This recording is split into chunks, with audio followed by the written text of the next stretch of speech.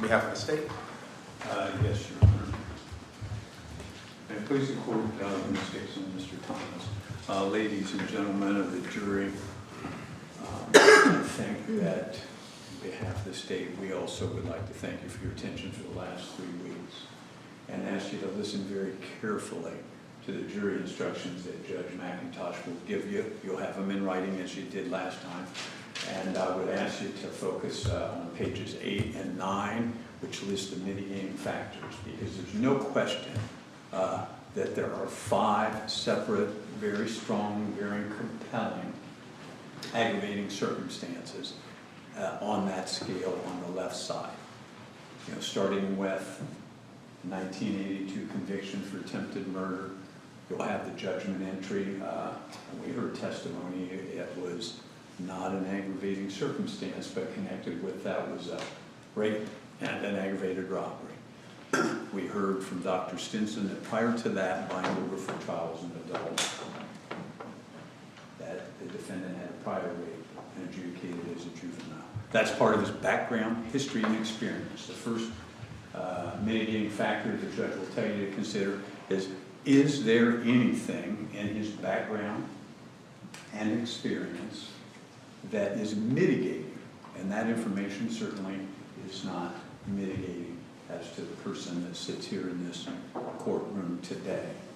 And this person in that courtroom right there today, I waited as he began to speak to hear 2 simple words. And I listened, and from beginning to end, I did not hear those words. And those words are, "I'm sorry." It was all about him from beginning to end. He didn't say, "I'm sorry, I killed, raped, kidnapped, robbed, hogtied Rachael Anderson. I'm sorry I did that." We didn't hear any what the court will tell you you consider is remorse. And that probably fits in the category of remorse. Did we hear one single word of remorse? No. We heard about me, and only me, and those that caused me not to be responsible for what I did. We heard it's his dad who excessively beat him. And I have no doubt that his father used corporal punishment on him or beat him. But Dr. Stinson didn't verify the police reports. There are no police reports. There are no children's services records. Just typical to verify a family that's trying to keep their son, their brother, off death row. You get records to confirm what you're telling, especially when you have a history of being untruthful. The defendant, we heard, has a long history of not telling the truth when it's to his advantage, whether it's in juvenile court, whether it's in prison, whether it's talking to Dr. Stinson. He did not do what I call corroboration. Someone tells me something happened, I go and look, okay, if mom tells me this happened, I'm going to go see if there are police records, children's services records to confirm it. If sister tells me this, I have no doubt sister went to prison, but we didn't see any records about that. I think some of the key things in here on this ACEs equation, which I would second what Ms. Nash said, is the only person that put the defendant in that chair as he made that choice is him.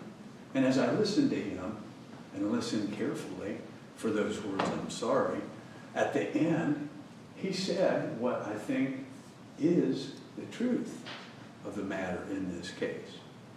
If you're going to blame anybody, blame me. He said, as I took the note and just looked at it, it was my choice. It was not his mom's choice. His mom was a poor mother, no question whatsoever. His dad, who's now deceased, from all accounts, anecdotal, albeit, was a poor father. And they had drug and alcohol problems and problems with the law.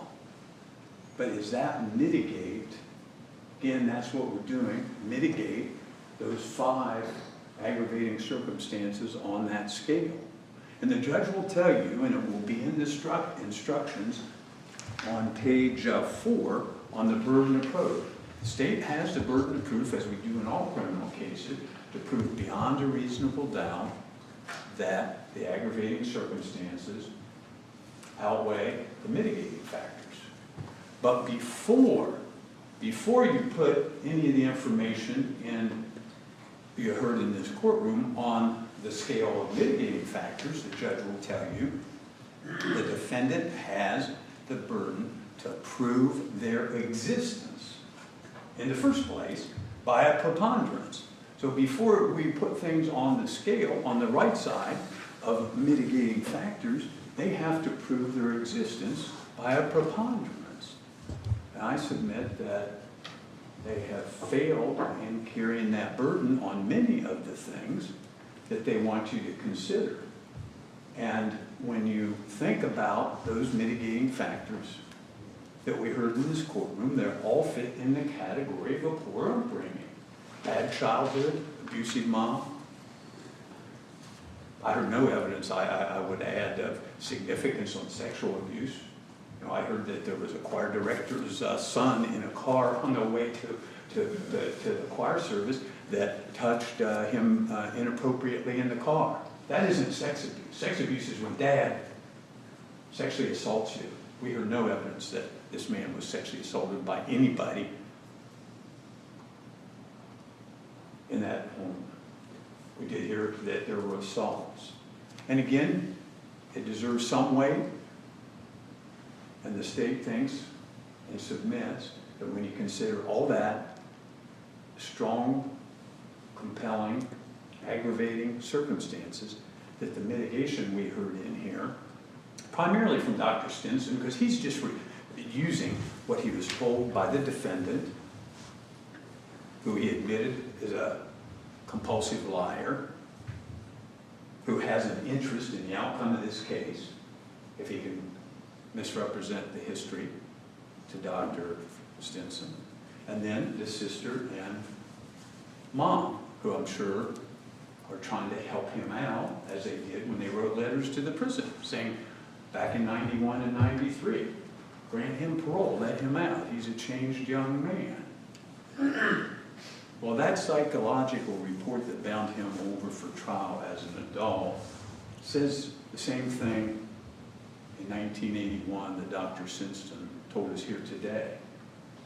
He has this personality disorder, not a mental illness or a mental defect, as Dr. Stinson said. And I want you to look at the instruction on the mitigation for that factor, because the judge will tell you, and I think it's the 3rd factor listed on page 9, whether at the time of the offense, Mr. Pardon, because of a mental disease or defect, lacked substantial capacity to appreciate the criminality of his conduct or conform his conduct to the requirements of law.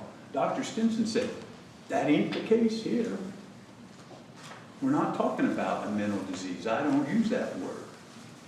I want you to look at that mitigating factor. There are others that there's no evidence on, so you should really consider them, even though the judge is going to instruct them as part of the law. I think we heard primarily the nature and circumstances of the offense, the history, character, and background of Mr. Pardon, his mental disease or defect as it may relate to preventing him from not committing the murder in the first place, and then the catch-all of any other factor that weigh in favor of a sentence other than death.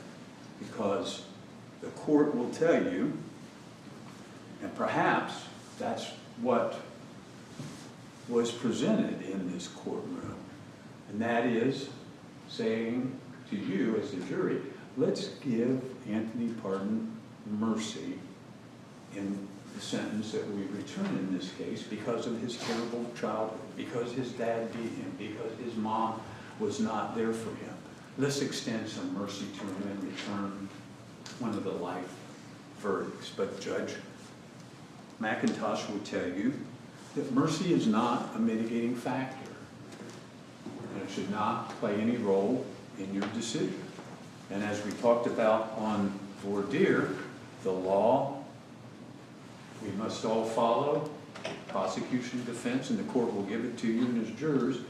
You took an oath to follow it, and that would, the state submits, compel you in a weighing process, first to weigh very strongly those 5 separate and independent aggravating circumstances, and then put, if you believe they've been proven, even there are no records, put whatever mitigating information on that scale on the right-hand side, and it does not first deserve to be there, some of the factors we heard about, because they haven't been proven by a preponderance, but even when we put them up there, the scale is strongly, beyond a reasonable doubt, in favor of the state. And in following the law, then the state would ask you to return the only appropriate verdict, and that would be the verdict sentencing the defendant to death. And sign your name to that verdict. And in conclusion, I would again thank you for your attention and participation in this